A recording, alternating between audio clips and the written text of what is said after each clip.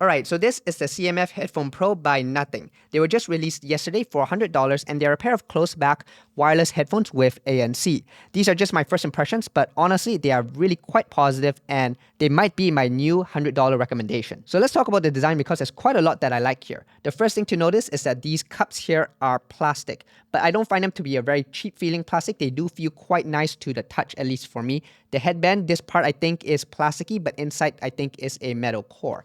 The feel of these cups is quite nice because there is like a pleather around the edges here. So it feels really nice on the touch as well as just overall, you have that somewhat pretty nice pleather feeling to it. The padding is quite plush. It is nice and soft. Same with the pads over here. You can see there's quite a bit of travel distance. All in all, on my head, it does feel quite comfortable. It sits comfortably. The clamp force is just right for me, enough to be secure, but not too much that it feels like it's squishing my head and not too loose that it feels like it's coming off. I've had this on for a couple hours and it was totally fine to me. There is a little bit of headband pressure because this isn't the widest headband, but once again, it's fine. Now, the inner diameter of the cups is around 60 millimeters in height and about 45 millimeters in width. So for my ears, they do fit quite well. I don't get the sense that, my ears are touching it. And because there's a little bit more padding to it, there's more depth. And so once again, my ears don't touch the inside of the cups. Now, the really cool thing about these cups is that they're also really easy to remove and replace. You just twist it off like that and Nothing sent me over some new cups in a different colorway. You just put it on just like that. Quick and easy. I love this orange and mint green colorway. And another thing I really like about these headphones is that it uses a lot of physical buttons, which I find quite practical. Well, except for this first one, it's a bit of a gimmick. This is an adjustment slider for the bass, which you can change to treble in the app, which means that this is a digital slider, not an analog one.